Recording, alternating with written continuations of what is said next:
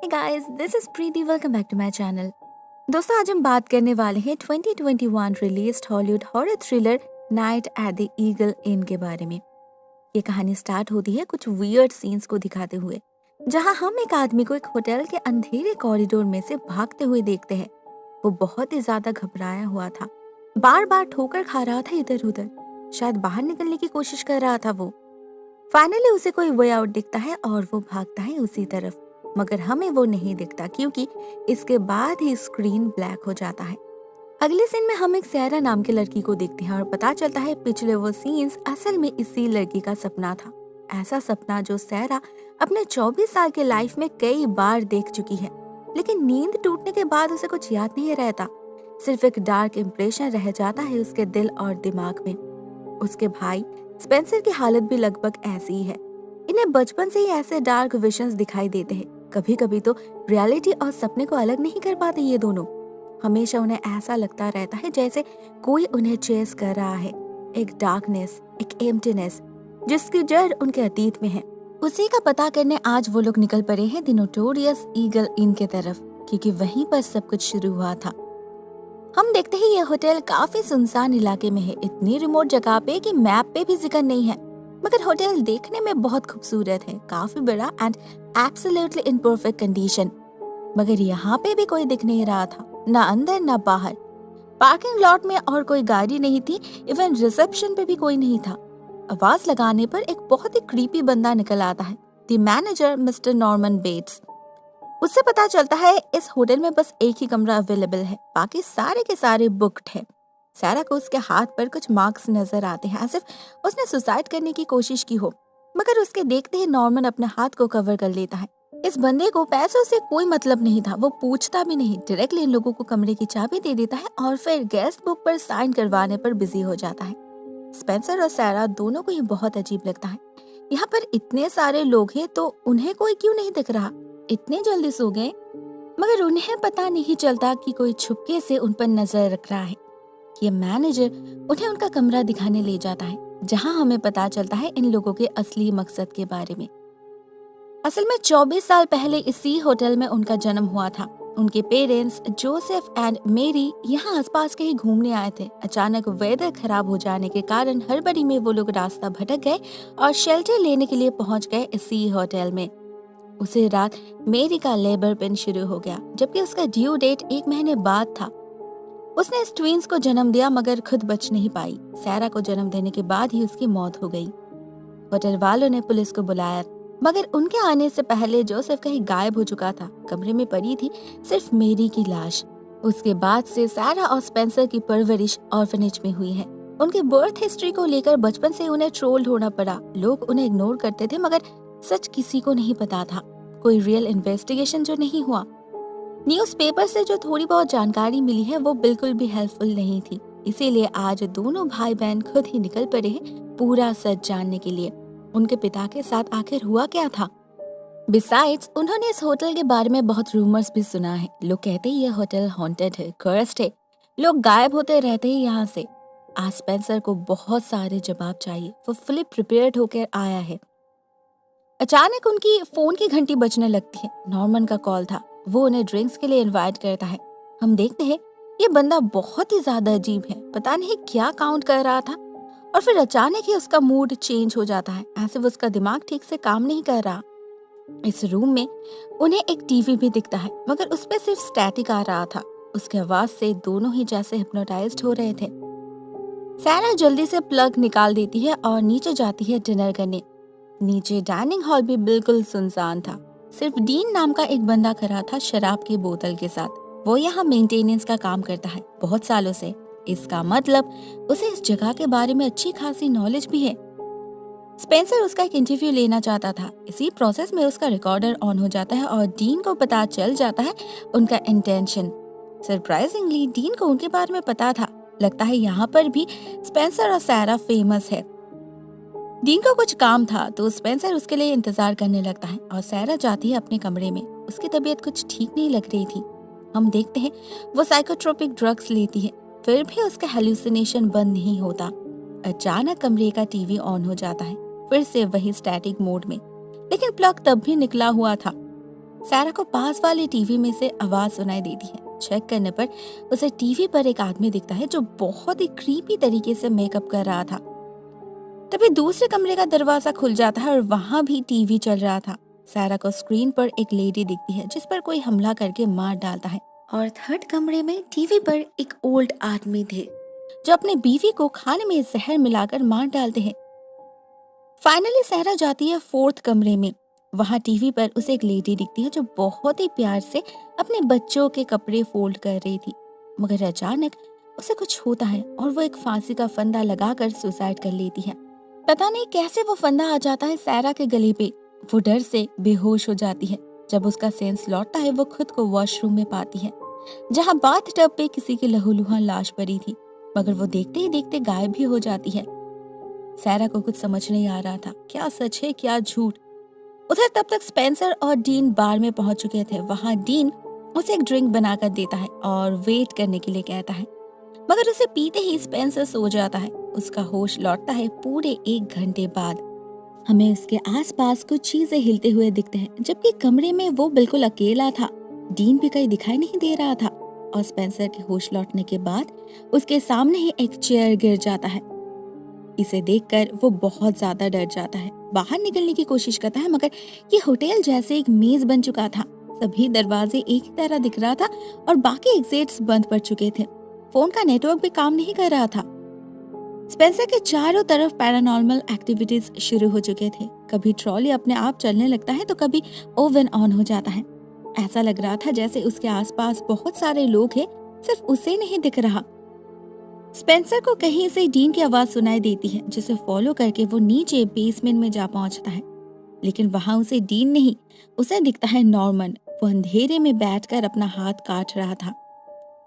ये सब देखकर स्पेंसर की हालत खराब हो जाती है। वो भागने जाता है तो दरवाजे के पीछे उसे एक आदमी की लाश दिखती है। उधर सारा की हालत भी कुछ खास नहीं थी। उसे लग रहा था मे बी वो सपना देख रही थी, मगर उसके वॉइस रिकॉर्डर पर सब कुछ रिकॉर्ड हुआ था। वो टेलीविजन वाले कन्वर्सेशन, ये सबूत थे उसके हकीकत का। सारा खुद ही कांप रही थी। ऊपर से जब उसका भाई आकर सब कुछ बताता है, सिचुएशन और बिगड़ जाती है। वो लोग और कुछ सोचने समझने का हालत में नहीं थे। उसी वक्त होटल से भागना चाहते थे, मगर कमरे में घुसते ही उन्हें पास वाले कमरे से किसी की आवाज सुनाई देती है। ये टीवी की आवाज नहीं थी, कोई सच में ही बात कर रहा था। मतलब सच में ही यहाँ पर और भी लोग हैं। उसी वक्त कहीं से डीन आ जाता है कमरे में और कहता है वो लोग बेकार में ही कोशिश कर रहे हैं, इस होटल से कोई निकल नहीं पाता। सारा और स्पेंसर नहीं रुकते। वो लोग भागते हैं बाहर की तरफ, मगर उनकी गाड़ी बंद पड़ चुकी थी और पैदल चलकर भी वो लोग जैसे गोल गोल चक्कर काट रहे थे। मजबूरन उन्हें फिर से कमरे में वापस जाना पड़ता है जहाँ डीन उनका इंतजार कर रहा था। वो कहता है असल में ये होटल एक ट्रैप है, एक स्पिरिचुअल ट्रैप। जो लोग इसके अंदर एक बार आ जाते हैं वो हमेशा हमेशा के लिए फंस जाते हैं। उधर टीवी पर एक वीडियो स्टार्ट हो चुका था। स्क्रीन पर जो आदमी दिख रहा था वो इन दोनों के पिता जोसेफ थे, जिसके बारे में पता करने वो लोग यहाँ पर आए हैं। इनिशियली जोसेफ बहुत ही प्यार से अपने बच्चों को ग्रीट करता है, मगर धीरे धीरे उसकी बातें बहुत डरावनी होने लगती हैं। पता चलता है उसने ही अपने पत्नी का खून किया था, अपने हाथों से सफोकेट करके मारा था उसे। डीन कहता है यह होटल इंसानों के दिमाग के साथ खेलता है, उन्हें मैनिपुलेट करके ऑलमोस्ट पागल बना देता है, बाहर निकाल लाता है उसके अंदर के शैतान को, और फिर उनके सबसे वल्नरेबल मोमेंट पर उनसे कुछ ऐसा करवाता है जो उसने सपने में भी सोचा नहीं होगा। जोसेफ के साथ भी यही हुआ। उसने मेरी का खून करके फिर सुसाइड कर लिया। यह होटल असल में नरक है। यहाँ लोगों को पाप करने पे मजबूर किया जाता है और फिर उनके सोल्स को ट्रैप करके नरक के आग में जलाया जाता है। यहाँ पर हम समझ पाते हैं सारा जिस आदमी को बार बार सपने में देखती रहती है वो उसके पिता जोसेफ है। वो शायद उनके आखिरी पल होंगे जब वो बाहर निकलने की कोशिश कर रहे थे इस होटल से, मगर निकल नहीं पाए। सारा और स्पेंसर का जन्म इसी नरक में हुआ था। शायद इसीलिए वो लोग पूरी लाइफ अपने आसपास एक डार्कनेस फील करते रहे, जिसका एक्सप्लेनेशन मेडिकल साइंस नहीं दे पाया। पता चलता है सबकी शुरुआत 1996 में हुई थी, जब यह होटल बहुत ही बुरी हालातों से गुजर रहा था। न्यू इंटरस्टेट घोषित होने के बाद इस इलाके में टूरिस्ट आना बहुत ही कम हो गया और ये होटल बंद पड़ने की नौबत आ गई। होटल के मालिक कर्ज में डूब चुके थे और कोई ऑप्शन ना पाकर फ्रस्ट्रेशन डिप्रेशन में एक दिन उन्होंने सुसाइड करने का सोचा। अपने पैरों में पत्थर बांधकर इस होटल के पूल में डूबने वाले थे वो उस दिन। मगर अहम वक्त पर किसी ने उनके दरवाजे पर दस्तक दी। ये कोई प्रॉपर्टी डेवलपर था जिसके साथ इस होटल के मालिक ने एक डील किया, रिवर्स मॉर्गेज। इस होटल के बदले उन्हें पैसा मिलेगा, मगर एक शर्त पर। उसे इस होटल में 100 सोल्स को हार्वेस्ट करना होगा, हर कमरे में 1 सोल। असल में वो प्रॉपर्टी डेवलपर कोई नॉर्मल इंसान नहीं था, डेविल था वो, जिसने इस होटल के मालिक को अपने जाल में फंसा लिया, अपना एजेंट बना लिया। स्पेंसर और सारा का कमरा ही आखिरी है। अगर उनकी सोल्स मिल जाए तो ये डील पूरा हो जाएगा। बाकी कमरे में ऑलरेडी सोल्स ट्रैप्ड है। यहाँ पर आने वाले लोगों को पता ही नहीं चलता कि उन लोगों की मौत हो चुकी है। वो लोग तो अपने आखिरी दिन के मेमोरी में ही भटकते रह जाते हैं। सारा ने जिन लोगों की आवाज सुनी वो भी कभी यहाँ पर आए थे घूमने, जोसेफ की तरह, और यहीं पर फंस कर रह गए। इस होटल में घुसते ही कस्टम के नाम पे उनसे जो गेस्ट बुक पर साइन करवाया जाता है वो एक्चुअली एक कॉन्ट्रैक्ट है। लोगों को पता ही नहीं चलता कब वो खुद अपने मर्जी से अपने सोल्स को शैतान के नाम कर देते हैं। इस सब से बचने का बस एक ही उपाय है, उन्हें उस गेस्ट बुक को जलाना होगा। डीन श्योर तो नहीं है, मगर शायद इससे काम बन जाए। इससे पहले किसी ने कोशिश नहीं की, इसीलिए पता नहीं चला। स्पेंसर और सारा ये रिस्क लेते हैं। स्पेंसर कॉल करके नॉर्मन को बिजी रखता है और सारा जाकर उसके कमरे से उस गेस्ट बुक को उठा लेती है, मगर उसे कमरे तक ला नहीं पाती। अचानक बीमार पड़ जाती है वो, और जब नॉर्मन उससे किताब को छीनने की कोशिश करता है, स्पेंसर जाता है उसे बचाने। नॉर्मन को जख्मी करके वो सारा को लेकर भागता है डीन के पास। डीन दरवाजा ब्लॉक करता है और उन्हें उस किताब को जलाने के लिए कहता है। वो लोग श्योर तो नहीं थे, फिर भी डाल देते हैं उस किताब को आग में, जलाकर राख कर देते हैं उसे। तभी नॉर्मन दरवाजा खोलकर अंदर आ जाता है और गेस्ट बुक की हालत देखकर रोने लगता है। कहता है उन्हें पता भी नहीं उन लोगों ने क्या किया। यहाँ पर खुलता है इस फिल्म का दूसरा राज। पता चलता है इस सब के पीछे असल में डीन खुद है। वो ही है द डेविल, जिसके साथ सालों पहले नॉर्मन ने डील किया था। उस समय तो उन्हें एहसास नहीं हुआ, मगर जैसे जैसे कमरे फुल होते गए उसे शैतान का खेल समझ आने लगा। वो ऑलरेडी पाप के सागर में डूब चुका था। ऐसे में सैनिटी बरकरार रखना मुश्किल हो रहा था उसके लिए। वो और किसी को फंसाना नहीं चाहता था, उसे बहुत खराब लगता था, इसीलिए ही तो वो खुद को घायल करता था। मगर उसके पास और कोई ऑप्शन नहीं था। उसकी अपनी सोल शैतान के हाथ कैद जो 100 सोल्स का कॉन्ट्रैक्ट पूरा होने के बाद ही वापस मिल सकती है उसे। मगर शैतान बहुत चालाक है, वो अपना वादा कभी पूरा नहीं करता। जैसे ही उसने देखा नॉर्मन अपने काम में सक्सेसफुल होने जा रहा है, उसने चालाकी से उस किताब को जला दिया। उस गेस्ट बुक पर ही उनका सारा हिसाब लिखा था। अब जब वो ही नहीं रहा तो नॉर्मन को फिर से 0 से स्टार्ट करना होगा। मगर उसके अंदर और हिम्मत ही नहीं बची थी। वो गुस्से में पागल होकर शैतान पर हमला करने जाता है। बदले में शैतान उसी के हाथ उसकी जान ले लेता है। उसके सोल को हमेशा हमेशा के लिए अपने मुट्ठी में कर लेता है वो। सारा और स्पेंसर इतने देर से चुपचाप ये सब कुछ देख रहे थे। अपने आंखों के सामने नॉर्मन का खून होते हुए भी देखा उन्होंने, मगर भाग नहीं पाए। शैतान ने उन्हें स्टैचू जो बना दिया था। फाइनली वो उन्हें एक ऑफर देता है। वैसे ही वो लोग इस होटल से बाहर कभी निकल नहीं पाएंगे, तो क्यों ना वो लोग शैतान के लिए काम करे। उन्हें नॉर्मन की जगह लेनी होगी। इस होटल में 100 सोल्स हार्वेस्ट करना होगा, उसके बाद वो आजाद है, जा सकते हैं यहाँ से। इनिशियली सारा राजी नहीं होती। वो अपने आप को डूम्ड करना नहीं चाहती थी, लेकिन शैतान उसे याद दिलाता है वो लोग ऑलरेडी डूम्ड हो चुके हैं। अगर ये काम नहीं करेंगे तो उन्हें इटर्निटी तक यहीं पर सड़ना होगा। क्या वो दर्द सह पाएंगे वो लोग? स्पेंसर डीन से रिक्वेस्ट करता है उसके बदले सारा को छोड़ देने के लिए, मगर वो लोग ट्विन्स है, इस बहाने से शैतान राजी नहीं होता। उन्हें मजबूर करता है अपना एजेंट बनने के लिए। इस दुनिया में उसके ऐसे हजारों एजेंट है, हजारों हार्वेस्टिंग ग्राउंड है, जहाँ हर रोज लाखों लोग अनजाने में ही शैतान के जाल में फंस रहे हैं। ऐसे ही तो शैतान पृथ्वी पर राज करने का सपना पूरा करेगा, एज यूजुअल अपने फेवरेट तरीके से, धोखे से। फाइनली और कोई ऑप्शन ना पाकर सारा राजी हो जाती है नॉर्मन की जगह लेने के लिए। हम उसे उसी रिसेप्शन पर देखते हैं, लोग उसे गेस्ट बुक पर साइन करवाते हुए।